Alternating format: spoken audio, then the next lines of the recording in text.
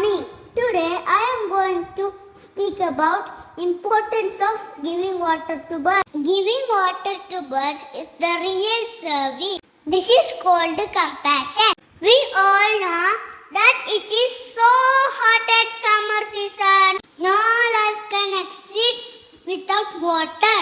So what little we can do with summer season is to keep waters for birds and animals outside our house or office and shops. We can place water outside in a container from where birds and animals can drink water. It would be a good deed, and also we help our environment.